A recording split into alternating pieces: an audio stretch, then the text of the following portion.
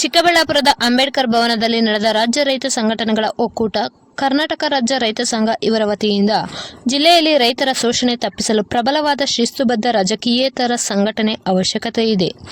ಆದ್ದರಿಂದ ಹೆಚ್ಚಿನ ಸಂಖ್ಯೆಯಲ್ಲಿ ಸ್ವಾಭಿಮಾನಿ ಸ್ವಾವಲಂಬಿ ರೈತರು, ರೈತ ಮುಖಂಡರು ಭಾಗವಹಿಸಿದ್ದರು. ವರದಿ ಪ್ರಸನ್ನಕುಮಾರ್, ಗೌರಿಬಿದನೂರು.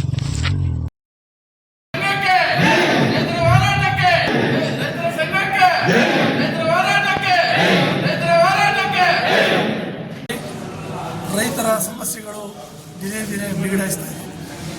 ಅಧಿಕಾರಿಗಳು ನಿತ್ಯ ರೈತರನ್ನ ಕಚೇರಿಗಳೇ ಹಾಕುವಂಥ ಕೆಲಸ ಮಾಡ್ತಿದ್ದಾರೆ. ಸರ್ವೆ ನಂಬರ್ 108 ಕಾಕಚಿತ್ರಹಳ್ಳಿಯಲ್ಲಿ ಗೋಮಾಳದ ಜಮೀನನ್ನು ರಿಯಲ್ ಎಸ್ಟೇಟ್ ಮಾಫಿಯಾದವರು ಕಬಳಿಸುವಂಥ ಯತ್ನ ಮಾಡ್ತಾ ಇದ್ದಾರೆ.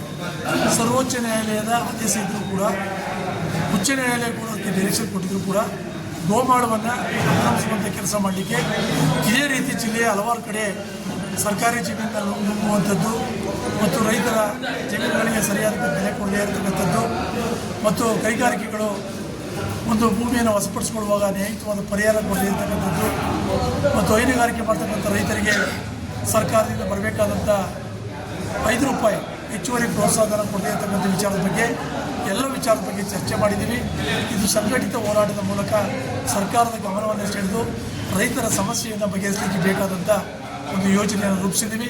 ಮುಂದಿನ ದಿನಗಳಲ್ಲಿ ಜಿಲ್ಲಾಧಿಕಾರಿಗಳಿರ್ಬೋದು, ತಹಸೀಲ್ದಾರ್ ಇರ್ಬೋದು ಅಥವಾ ಸಂಬಂಧಪಟ್ಟ ಅಧಿಕಾರಿಗಳು ರೈತರನ್ನು ಕೀಳಾಗಿ ಕಂಡು ಸಮಸ್ಯೆಗಳನ್ನು ನಿವಾರಿಸದೇ ಇದ್ದರೆ ತಕ್ಕನಾದಂಥ ಪಾಠವನ್ನು ನಾವು ಕಲಿಸುವಂಥ ಹೋರಾಟವನ್ನು ಮಾಡಬೇಕಾಗ್ತದೆ ಅನ್ನೋದು ಎಚ್ಚರಿಕೆಯನ್ನು ಕೊಡ್ತಾ ಇದೆ. ಜಿಲ್ಲೆಯಲ್ಲಿ ರೈತರಿಗೆ ಯಾವ ರೀತಿ ಅನ್ಯಾಯಗಳಾಗ್ತಿದೆ ಚಿಕ್ಕಬಳ್ಳಾಪುರ ಜಿಲ್ಲೆಯಲ್ಲಿ?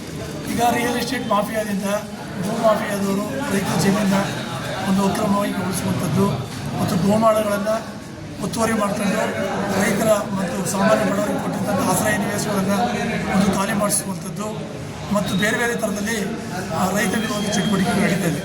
ರೈತರಿಗೆ ಏನು ಗ್ರಾಮ ಪಂಚಾಯತಿ ಮಟ್ಟದಲ್ಲಿ ಈ ಸ್ವತ್ತು ಮಾಡಬೇಕಾದ್ರೆ ಹಣವನ್ನು ಕೇಳುವಂಥದ್ದು ಪರಿಮಾಣ ಜಾಸ್ತಿಯಾಗಿದೆ. TC ಕೊಡಬೇಕಾದ್ರೆ KEBಗಳಲ್ಲಿ ಅದಕ್ಕೆ ಕೂಡ ತುಂಬ ತೊಂದರೆ ಆಗ್ತಾಯಿದೆ ಮತ್ತು ರೈತರು ಬೆಳೆದಂಥ ತರಕಾರಿಗಳಿಗೆ APMCಗಳಲ್ಲಿ 10% ಕಮಿಷನ್ ವಸೂಲು ಮಾಡ್ತಾ ಇದ್ದಾರೆ ಮತ್ತು ಸರ್ಕಾರ ₹5 ಪ್ರೋತ್ಸಾಹಧನವನ್ನು ಕೊಟ್ಟಿಲ್ಲ. ಇವೆಲ್ಲ ವಿಚಾರಗಳು ಇವತ್ತು ನಮಗೆ ಮಂದಟ್ಟಾಗಿದೆ. ಇದರೆಲ್ಲದ ವಿರುದ್ಧವಾಗಿ ಒಂದು ಹಂತವಾದ ಹೋರಾಟವನ್ನು ರೂಪಿಸಲಿಕ್ಕೆ ತೀರ್ಮಾನ ಮಾಡಿದ್ದೀವಿ.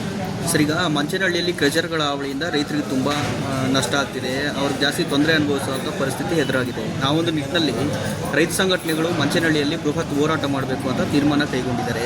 ಆ ಒಂದು ಹೋರಾಟಕ್ಕೆ ನಿಮ್ಮ ಬೆಂಬಲ ಯಾವ ರೀತಿ ಇರುತ್ತೆ? ಯಾವುದೇ ಒಂದು ರೈತರ ವಿರೋಧಿ ಕೆಲಸ ಮಾಡಿದರೆ ಮತ್ತು ಏನು ಗಣಿಗಾರಿಕೆ ಮಾಡ್ತಕ್ಕಂಥವ್ರು ಮಾಫಿಯಾದ ರೀತಿ ವರ್ತಿಸಿದ್ರೆ ಅವರಿಗೆ ತಕ್ಕನಾದಂಥ ಪಾಠವನ್ನು ಕಲಿಸಬೇಕಾಗ್ತದೆ.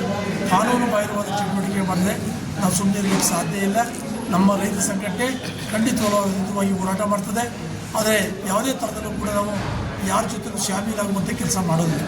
ಏಕೆಂದರೆ ರೈತರನ್ನು ಉಳಿಸುವಂಥ, ರೈತರಿಗೆ ನ್ಯಾಯವನ್ನು ಕೊಡಿಸುವಂಥ ಕೆಲಸ ಮಾಡಲಿಕ್ಕೆ ನಮ್ಮ ಹೋರಾಟ ಇರ್ತದೆ. ಕೆಲವೊಂದು ಜನ ಹಸಿರು ಟಾಲ್ ಹಾಕೊಂಡು ನಾನು ರೈತ ಸಂಘ, ನಾನು ಇದು ಅಂತೇಳಿ ಕೆಲವರು ರಿಯಲ್ ಎಸ್ಟೇಟ್ನವರು ಆಟ ಆಡ್ತಾರೆ. ಅವ್ರಿಗೆ ಕೂಡ ನಾವು ಬುದ್ಧಿ ಕಲಿಸುವಂಥ ಕೆಲಸ ಮಾಡ್ತೀವಿ. Okay sir, thank you.